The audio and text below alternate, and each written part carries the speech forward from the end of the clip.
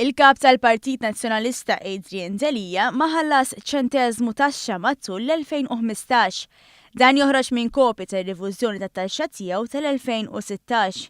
Min analiżi tad-dokumenti li għadda lill-Gazzetta The Times joħroġ ukoll li matul l-istess sena Delija ma ħallax b'aktar minn 22,000 euro f'taxxa. Id-dikjarazzjoni tat-taxxa tiegħu għall-2015 turi li matul l-2014 Delija ħallas ftit aktar minn 4,000 euro f'taxxa u li dan kien jammonta għal aktar minn 33,600 euro f'nuqqas ta' taxxi imħallsa.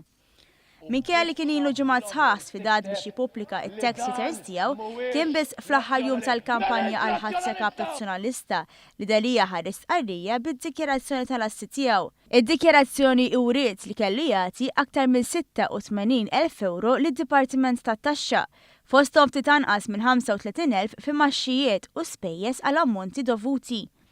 Mistoqsi kif waqa' daqstant lura fi ħlasijiet ta' taxxa, kelliema għal Delija qalet li kellu problema ta' cash flow.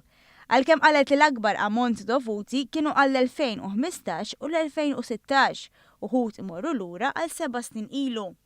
Saħansitra jirriżulta li kien biss issa li l-Kap Nazzjonalista issottometta it-tax return tiegħu għall-2017. Skont dikjarazzjonijiet miksuba mill-Parlament, jirriżulta wkoll li Delija daħħal aktar minn 153,000 euro matul l-2016 u 118,000 wara li qatta l-ispejjeż. Martu iddikjarat dħul ta' ftit aktar minn 12,600 euro. Fl-istess waqt ħareġ li għandu self fuq id-dar u self ieħor li ammontaw għal aktar minn 725,000 euro. Magħhom ftit anqas minn 105,000 euro oħra f'arretrati fuq karti tal-kreditu.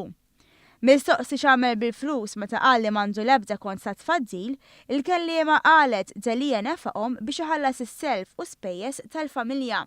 Intant espert finanzjarju li tkellem għall-Gazzetta wera xettiċiżmu kbir dwar kif se jkun qed jagħmel tajjeb għall-ispejjeż li għandu meta is-salarju tiegħu ta' kap tal-Oppożizzjoni jammonta għal 43,000 euro.